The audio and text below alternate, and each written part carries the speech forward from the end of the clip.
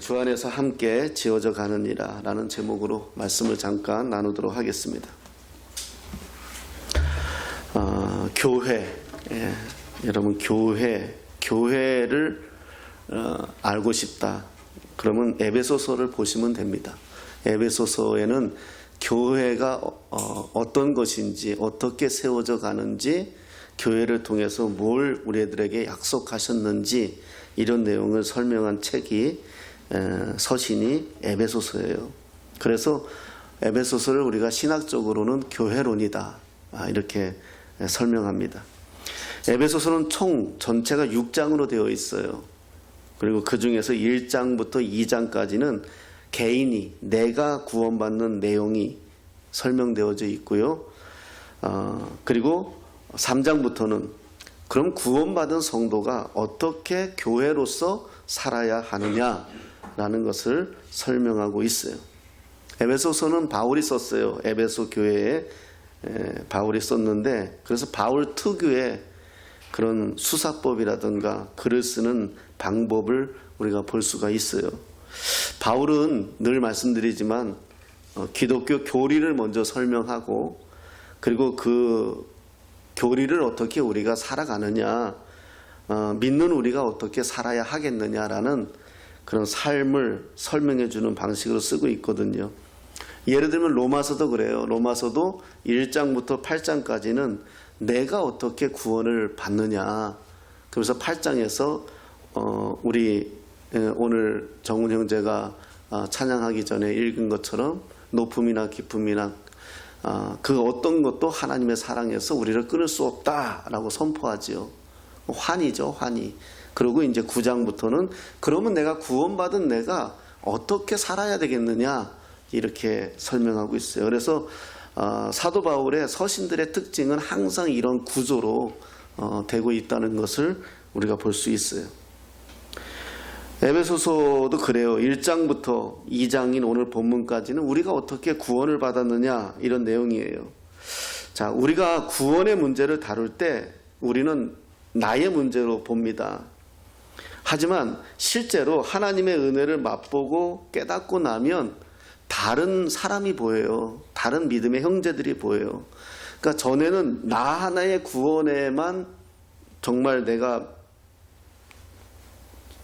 빠져 있었다면, 그러나 이제부터는 내가 구원을 받았다는 확신이 들게 되면 이웃이 보이죠. 약한 사람이 보이고 아픈 사람이 보여요. 그래서 이것을 통해서 성경은 어떻게 얘기한다? 연합되어져 간다. 이렇게 말씀하는 거예요. 연합되어져 간다. 그런데 이 시대는 우리가 혼자 사는데 익숙하게 만들어 버렸어요. 우리가 어렸을 때는 어땠어요? 친구들하고 깨벗고 물놀이하고 공놀이하고 산을 뛰어다니고 이렇게 함께 살아가는데 익숙했어요. 늘 친구가 옆에 있었고 늘 함께 했는데 요즘 아이들은 어때요? 다 혼자 게임하고 혼밥이라고 하죠. 식당도 심지어 혼자 밥 먹는 이제 식당도 생길 정도로 혼자 사는데 익숙해요. 그러니까 요즘 아이들이 좀 부족한 게 뭐죠? 사회성이에요. 그럼 남을 배려하는데 약해요. 왜냐하면 나만 살았으니까. 그러니까 저는 이건 제가 경험했거든요. 저는 이제 혼자 살았잖아요. 형제도 없이. 그러니까 다 내 우선이에요. 다 내 우선. 근데 이 형제들하고 사는 이 분들을 보면은 배려도 있고요. 형제들끼리 싸우면서 막 살아오면서 자연스럽게 그걸 배워오는 거예요. 그러다 보니까 어떻게 하면 양보해야 되는지, 어떻게 하면 자기 것을 취해야 되는지 이런 걸 잘 배워요, 어려서부터. 근데 형제 없이 저같이 큰 사람은 다 그런 건 아니겠지만 저 같은 경우는 그게 좀 약했어요. 배려를 잘 못하고 나부터 더 챙겨야 되고 이런 것들이 강했어요. 요즘 아이들도 보면 그러한 모습을 많이 보여요. 근데 그러다 보니까 교회도 지금 그래요. 저희가 어렸을 때 교회는 그냥 숫자가 얼마가 됐던 다 가족이었어요. 그래서 교회 오면 어르신들이 머리 쓰다마주고 착하다, 교회 왔구나, 후나 뭐 이랬어요. 근데 지금 요즘은 어때요? 교회 오면 옆자리에 앉은 사람이 누군지도 몰라요. 큰 교회 가시면 옆자리에 앉은 사람이 관심도 없어요. 그냥 혼자 교회 와서 예배드리고 가면 돼요. 근데 교회는 그게 아니거든요. 초대교회에 성경에서 말씀하는 교회는 그게 아니에요. 교회는 함께거든요. 함께. 그래서 교회라는 말 자체, 처치라는 말 자체가 복수예요. 복수. 그냥 우리가 함께예요. 그래서 이게 우리 이 시대의 비극이에요. 교회는 그래서 구원받은 성도들이 그 천국을 경험하는 곳이거든요. 함께 해가고 함께 만들어가고 함께 서로 뜨거운 사랑을 경험하고, 그런 의미에서 오늘 본문을 보는 거예요. 구원에 대해서 바울 사도는 설명하면서 그 구원의 결정체는 뭐냐? 그리스도와의 연합이다. 근데 그리스도와의 연합이 너하고 그리스도만의 연합이 아니라 너하고 그리스도의 연합을 통하여 우리 모두의 그리스도의 연합이다. 이렇게 설명하는 거거든요. 2장 11절을 보면 이런 말씀이 있어요. 그러므로 생각하라 그래요. 그러므로 생각하라.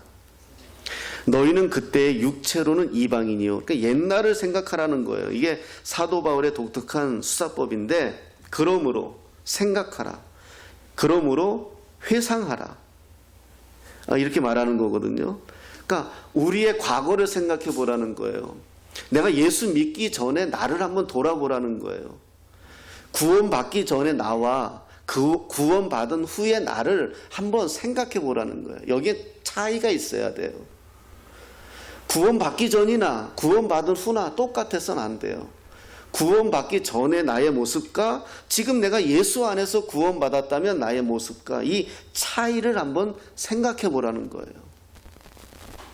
과거에는 우리가 남을 이겨야 됐고, 과거에는 우리가 어찌됐든 간에 내가 성공해야 됐다면, 이제 구원받은 나는 나만의 성공이 아니라 함께 성공해 가고 싶어 하는 이런 것들을 설명하는 거죠. 어제 이제 옛날에 2005년도에 섬겼던 교회 권사님이 찾아오셨었는데, 한 2시간 저녁에 대화를 나누고 기도해드리고 이렇게 보냈는데, 그 이야기를 어제 좀 한 거예요.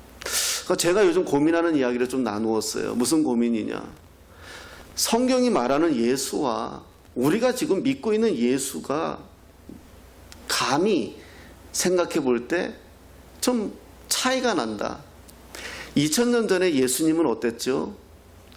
창녀하고 밥을 먹고 세금을 나쁜 방법으로 착복하는 그러한 사람들 집에 들어가고 이랬어요. 그런데 우리는 어느새부터 교회가 그들을 정죄하고 비판은 하는 데는 잘 하는데 그들을 품는 데는 약하다는 거죠. 그런 거를 좀 이제 요즘 좀 저 자신도 고민을 해보는 거예요. 성경에서의 예수님은 어땠을까? 2000년 전에 이 땅에 오신 예수님은 그 제자들에게 뭘 가르쳤을까? 오늘 우리가 믿는 예수가 과연 그 예수님의 가르침을 정확하게 따라가고 있는가? 이런 고민을 해보는 거죠. 그래서 우리에겐 지금 너무 하나님의 말씀을 너무 잘 알고 율법도 잘 아는데 포용할 수 있는 능력이 없다. 근데 이런 이야기를 어제 좀 나누었어요. 우리가 예수를 믿었다면 예수 믿기 전에 나와 지금의 나의 모습은 어떤가라는 거예요. 우리는 다 이 상황을 이야기해요. 요즘 EBS에서 제가 좋아하는 하버드대 마이클 샌델, 옛날에 정의란 무엇인가 책을 쓴 사람인데 제가 그 책을 한 4번인가 읽었어요. 그래서 그분이 이렇게 화상으로 한국 대학생들하고 이렇게 주고받는 그런 강의를 하는 게 EBS에서 어떻게 채널을 돌리다가 나와서 그걸 이제 봤어요.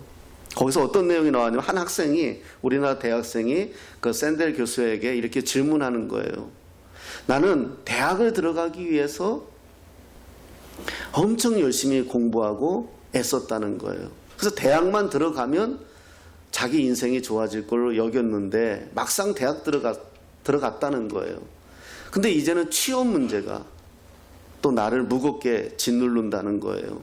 그래서 취업만 하면 자기는 성공할 것 같았는데 막상 취업을 해도 여전히 결혼이란 문제, 여전히 자기에게 주어지는 문제는 많다는 거예요.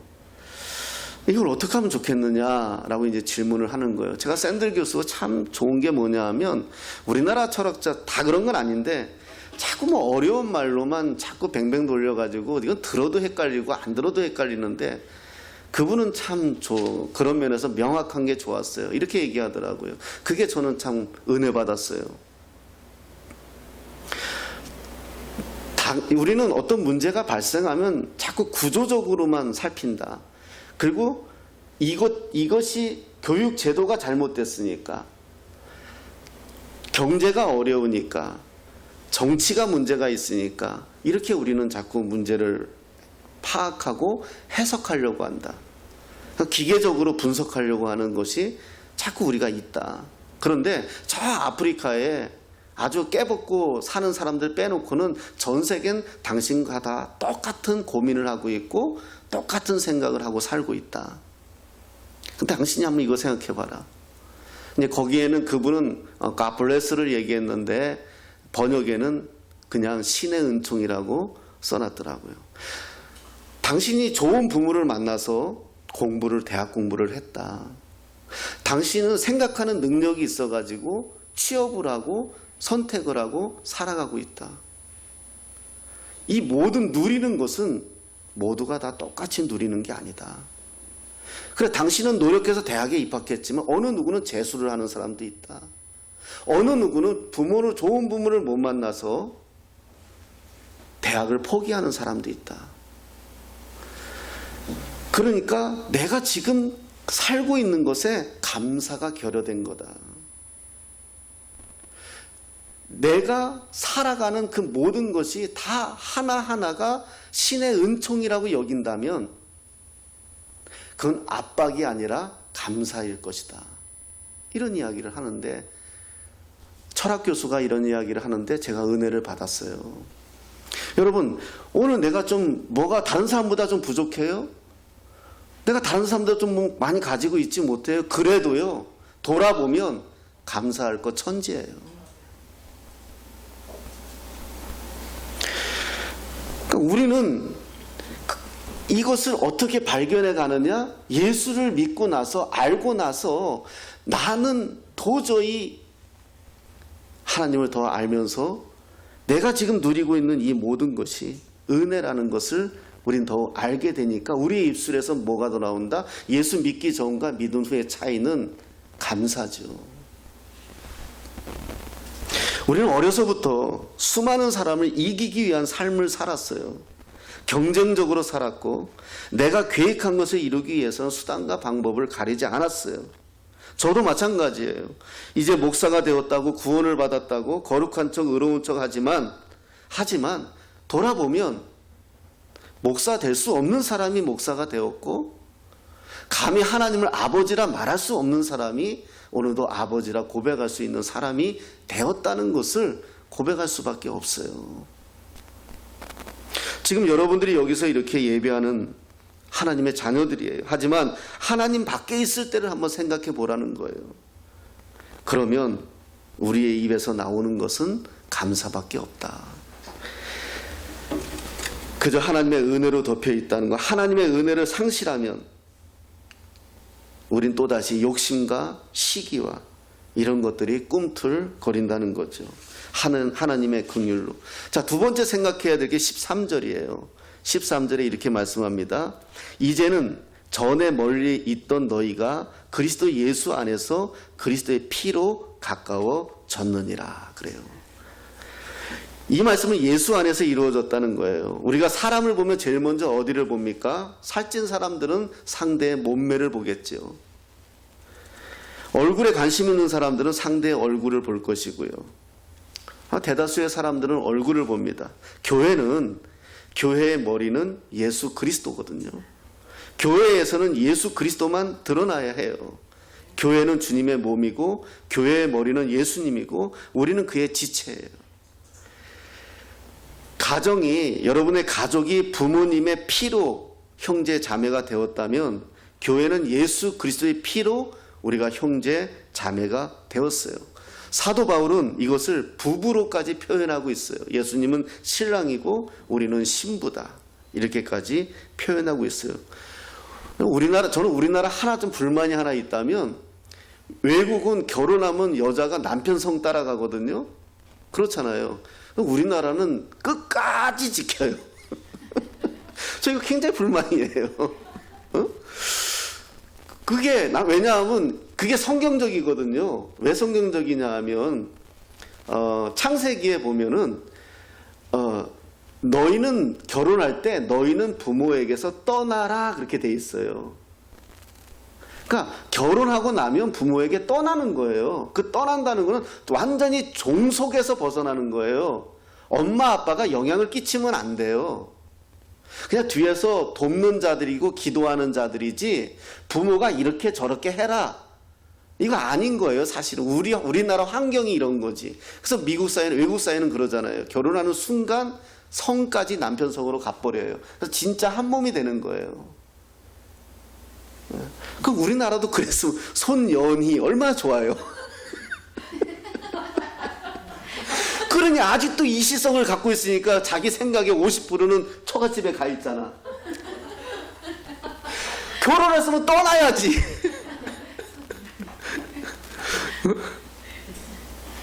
그래서 저는 그래요. 그래서 이게 성경적인데, 그래서 우리가 예수를 믿었다는 건 똑같아요. 우린 이제 예수 성을 가진 사람들이에요. 하나님을 아버지라고 부르는 사람들이에요. 그러면 완전히 하나님에게로 갚버려야 되거든요. 근데 중간에 있으니까 이게 왔다 갔다 하는 거예요. 그래서 예수의 피로, 십자가의 보혈로 우리는 예수와 하나 된 사람들이다. 그럼 이제 어떻게 살아야 되느냐? 그게 14절이에요. 그는 우리의 화평이신지라 둘로 하나를 만드사 원수된 거. 여러분이 부부 얘기 좀 더 해보면 그래요. 결혼한 사람이 둘이 하나가 됐잖아요. 예수의 피로 하나 된 거예요. 부부도요. 예? 그럼 막힌담이 헐어야 되는데, 그럼 막힌담은 뭐죠? 살아온 습관, 배움 다 이게 달라요. 그래서 영국 속담에, 정확한지는 모르겠지만은, 전쟁터 나가려면 기도 1번 해라. 외국에 여행 가기 전에 기도 2번 해라. 결혼을 하기 전에는 기도 3번 해라. 이런 속담이 있어요. 그만큼 전쟁보다, 저 해외의 위험한 여행보다 더 어려운 게 결혼이에요. 왜냐하면 막힌 담이 있어서 그래요. 막힌 담이. 부부간에도 막힌 담이 있다니까요. 평상시에는 이게 안 나와요. 그런데 어떤 부분이 딱 돌출되면, 그죠? 아내에게 처갓집에 대한 이야기를 하는 순간 3차 대전을 준비해야 돼요. 아무렇지 않게 나는 얘기했는데, 우리 부부는 안 그래요. 아무렇지 않게, 야, 그거 왜 그러니 니네 집은? 그런 순간, 그러면 니네 집은 막힌 담이에요. 이게 교회 안에도 그래요. 교회 안에도 우리가 그리스도 예수로 한 피마다 우리가 다 형제요 자매인데 막힌 담이 있는 거예요. 쟤 왜 저래? 나오는 거예요. 뭘로 허물어야 된다? 화평케 하신지라. 화평. 예수 믿은 사람의 가장 드러나는 중요한 것 중에 하나가 화평이에요. 조바심 내고 어떻게 할까? 야, 이거 어떻게 해야 되지? 막 이랬던 사람이 예수 믿고 나면서, 저부터도 제가 그러잖아요. 옛날에, 지금도 그런 구석이 남아있지만 TV가 딱 이렇게 있어야 돼요. 예. 그게 조금만 움직이면 이건 안 되죠. 근데 그런 게 필요 없어요. 중요한 게 뭐죠? 가족이 보이는 거예요. 제가 예수 영접하고 나서 난 돈 벌면 되는 줄 알았어요. 그래서 아내한테 꽃다발 보내주고, 그냥 좋은 데 가서 밥 사주고, 난 이러면 내가 내가 다 안다고 생각했어요. 아들내미 그냥 아가방 가서 거버 먹이고 제일 좋은 거 사입히면 그러면 난 잘하는 줄 알았어요. 그게 나는 내 역할이 다. 근데 내가 예수를 영접하고 나서 제대로 인격적으로 경험하고 나서 변한 게 뭐냐 하면 사람이 보이는 거예요. 집이 무슨 소용이 있어요? TV 깨졌으면 어때요? 아내와 자식이 보이는 거예요. 그게 화평이에요. 근데 우리가 그 화평이 예수 믿고 살아가면서 잃어가잖아요. 직장 생활하면서 사람과의 관계에서 우리가 화평을 잃어가잖아요. 내 마음이 무너지잖아요. 그럼 다시 우리는 예수의 피로 다시 돌아서야 돼요. 사도 바울이 항상 인사할 때 성경에 은혜와 평강이 너희에게 있을지어다. 이게 인사예요. 우리가 식사하셨어요? 안녕하세요? 인사하는 것처럼 사도 바울은 누구를 만나든지 은혜와 평강이 너희에게 있을지어다. 이게 인사예요. 예. 은혜는 구원의 시작이고요. 평강은 구원의 완성이에요. 우리가 어버이 은혜라는 노래도 알잖아요. 나실 때 괴로움 다 잊으시고. 왜 우리가 그걸 은혜라고 얘기해요? 부모님들의 헌신적인 사랑을 우리가 아니까요. 우리의 존재가 부모에 의해서 존재한다는 걸 아니까요. 구원도 마찬가지예요. 우리가 구원받기 위해서 뭐 했어요? 우리 아들이 태어나기 위해서 뭘 했어요? 어느 날 태어나 보니 우리 아들이죠. 우리가 하나님을 믿고 구원받는 거 우리가 뭐 한 것 같지만 어느 날 돌아보니 믿은 거예요. 어느 날 돌아보니 교인이 되고 어느 날 돌아보니 하나님을 아버지라고 부르고 있는 거예요. 그게 우리의 은혜죠. 그리고 14절에 막힌 담을 허셨다 그래요. 자, 과거로 돌아가 볼게요. 창조시대로 돌아가 보겠습니다. 하나님이 세상을 창조하셨습니다. 사람도 지으셨고요. 하지만 아담은 창조주 앞에 선악과를 먹지 말라는 말씀을 어겨요. 하나님은 거짓과 죄에 대해서 함께 하실 수 없는 분위기에 결국 아담과 하와를 에덴 동산에서 내치죠. 그 이후 우리 인간은 하나님을 섬긴다 하지만 여전히 죄와 살아가는 그런 존재죠. 우리 죄를 없애기 위해서 결국은 예수님이 이 땅에 오셨고 십자가에서 살찌고 피 흘려서 자기를 완전히 죽이시면서 무엇을 했어요? 하나님과 우리 사이에 막힌 담을 헐어버린 거예요. 그래서 이제는 우리가 예수의 힘을 얻어 예수의 피로 하나님을 아버지라고 부르게 된 것이거든요. 우리가 하나님 앞에 나갈 수 있는 용기가 뭐죠? 바로 예수님의 십자가예요.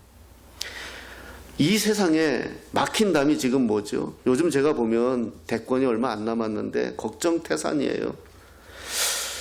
이렇게 양극단이 갈려있는 사회가 또 있을까 싶어요. 여당과 야당은 싸우는 은사가 있는지. 그냥 서로 여당도 되고 야당도 해봤으면서 여전히 싸우고요. 남북은 또 어때요? 한피바다 단일 민족이라고 하지만 여전히 막히고요. 가난한 자, 배부른 자, 배운 자와 못 배운 자, 기업가와 노동자, 부부는 어떻습니까? 다 막혀 있어요. 이 세상도 지금 막혀 있어요. 이 담을 헐 수 있는 것은 예수 그리스도의 보혈밖에 없다. 이게 우리의 고백이에요.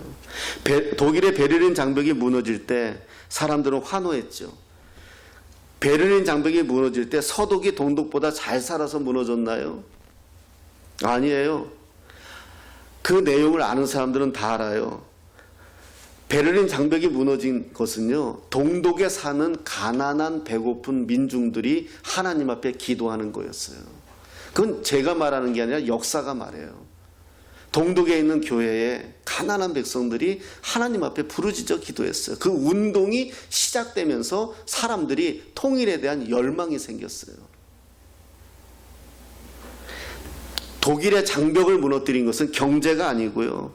독일의 장벽을 무너뜨린 것은 서방의 힘이 아니었어요. 가난한 한 어떤 민중들의 기도였어요. 즉 우리나라도 사실은 그런 면에서 많이 기도해야 되죠. 그런데 우리가 지금 그러하지 못하고 있다는 사실이 우리들의 부족함이에요. 잠언에 이런 말씀이 있습니다.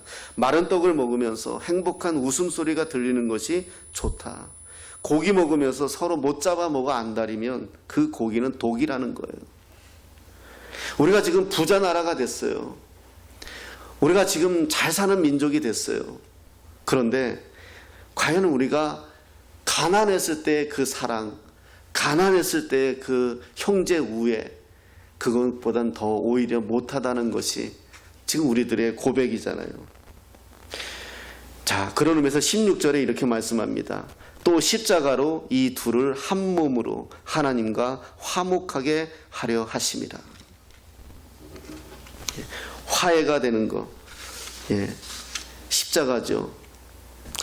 그래서 결국은 예수 그리스도의 십자가로 말미암아 우리가 화해하고 우리가 막힌 담이 헐어지고 우리가 세워져 간다. 교회가 지어져 간다. 우리 그리스도인들은 예수 안에서 하나 된 가족입니다. 평생토록 손님처럼 교회 다니는 분들이 계세요. 아버지 집에 와서 왜 손님이 되어야 합니까? 저와 여러분들은 하나님의 자녀예요. 어제 권사님하고 그런 이야기를 하다가 그런 이야기 했어요. 저에게 요즘 소망이 있다면 뭐 100명, 200명 물론 중요해요. 교회가. 그러나 제가 그런 고백을 했어요. 권사님 꿈꾸는 교회 저를 위해서 기도해 주실 때마다 그렇게 기도해 주셨으면 좋겠습니다. 제가 이번에 증평에 가서 한 선교사님을 만났죠. 캄보디아 들어가지 못하고 사정상 못 들어가고 있어요. 얘기를 들어보니까 절박해요. 그런데 내 주머니에 돈이 없는 거예요. 물론 오다가 제가 10만 원을 입금해 드렸죠. 밥을 같이 먹고. 그때 제가 잠깐 그런 기도를 주님 앞에 했어요. 하나님, 정말 이런 마음이 들 때 한 50만 원, 100만 원 할 수 있게 해주세요.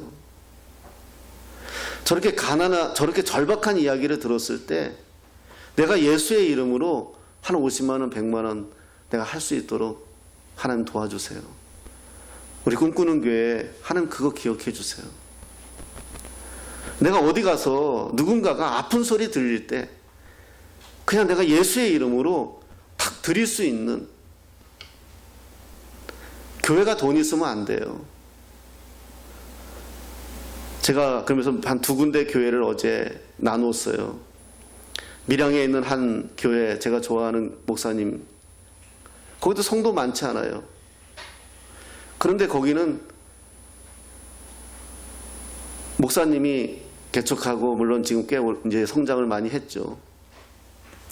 선교사님 만나서 전화해요. 장로님한테. 장로님, 우리 통장에 얼마 있어요? 왜요? 여기 한 100만 원만 입금해 주세요. 그럼 장로님이 묻지도 않고 따지지도 않고 보내드린다는 거예요. 그거 정말 부러웠어요. 저는 우리 교회에 돈이 생기는 건 그래서 돈이 생기기를 원해요. 어려운 선교사님하고 이야기하다가 마음에 하나님의 감동이 와서 야, 네가 도와드려라.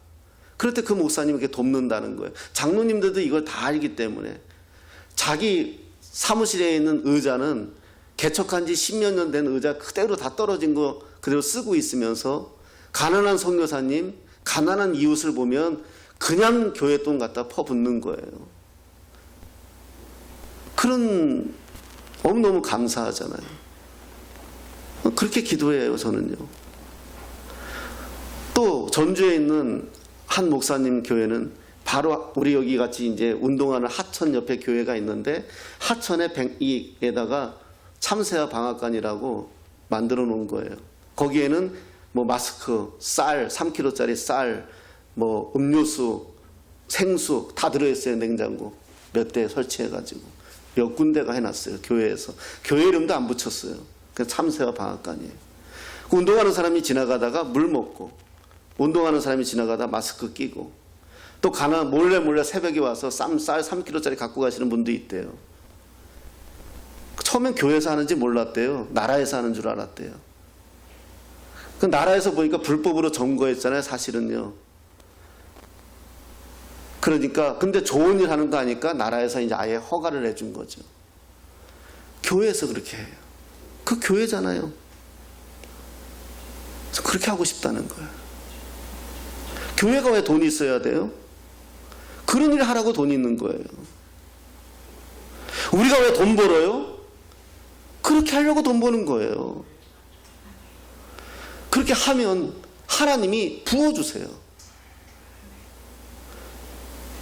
그게 교회예요. 그래서 제가 어제 그런 이야기를 나누면서 꿈꾸는 교회가 꼭 그런 교회가 될 수 있도록 100명이 1000명이 중요해요. 하지만 30명이 모여 앉아 있더라도 정말 우리가 하나님 앞에 정말 그 같은 마음으로 하는 교회라면 그러면 하나님은 우리 꿈꾸는 교회를 기쁘게 여기시고 자랑스럽게 여기시지 않겠느냐. 그렇게 말씀을 서로 나누었어요.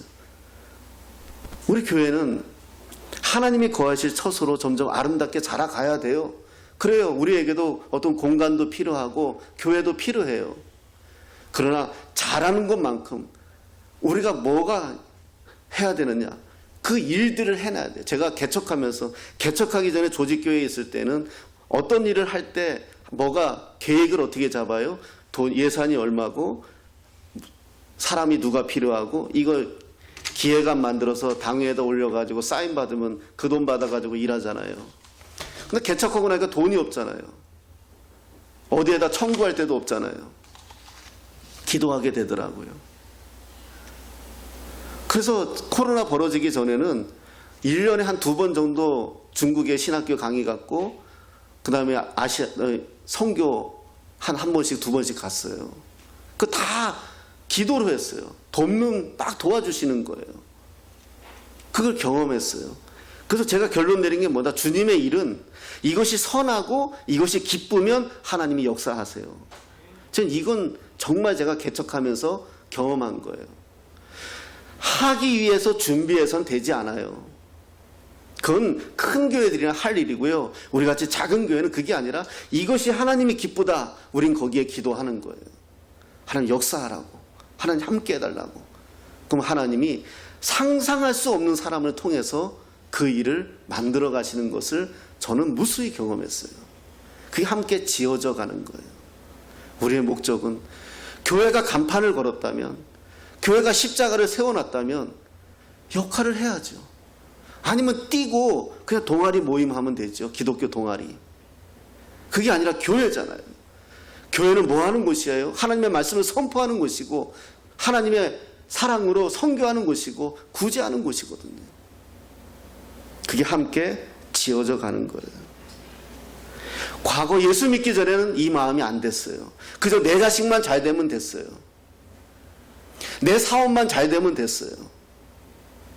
그래서 조금 교회에 헌금하는 걸로 나는 다 한다고 생각했어요.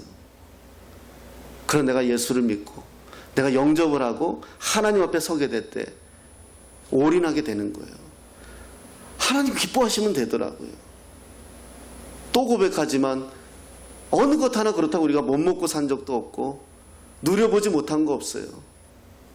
하나님이 때에 따라 시에 따라 하나님의 사람들을 통해서 하나님이 역사하시고 일하셨어요. 여러분 삶에 하나님이 일하시는 걸 경험하기를 축복합니다. 이거 경험하세요. 내가 뭐 열심히 하는 건 내 한계예요. 내 한계. 내 한계가 게이지가 100이라면 하나님이 역사하면 200이거든요. 이걸 경험해야 되는데 자꾸 내가 해보려고 하는 거예요. 우리 기독교가 이만큼 성장한 거는 우리 어머니들이 못 배웠지만 한글도 몰랐지만 그저 교회 와서 하나님 아버지 기도했어요. 1시간 내내 그저 하나님 아버지, 그 기도로 우리가 컸고요. 한국교회가 성장한 거예요. 이게 지어져 가는 거예요. 그리스도 예수 안에서 함께 지어져 가는 거예요. 여기에 우리가 소망을 갖고 여기에 우리가 꿈을 갖고 하나님이 어떻게 해가실지 우리는 그 꿈을 비전으로 만들어가는 거죠. 그런데 요즘 교회가 어때요? 제일 많이 나오는 단어가 교회 하면 기독교, 교회 하면 상처, 교회 하면 목사, 교회 하면 떠남. 인터넷 쳐보세요. 연관어가 다 이렇게 나와요.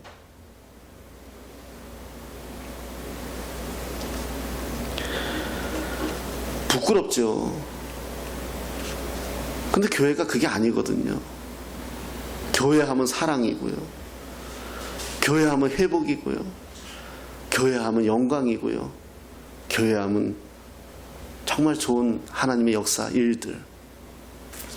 얼마 전에 그 TV에서 그 신부님 나오셔서 이렇게 암으로 돌아가셨잖아요. 갑자기 기억이 안 나는데 요즘 제가 왔다 갔다 주님의 은사가 충만해가지고요.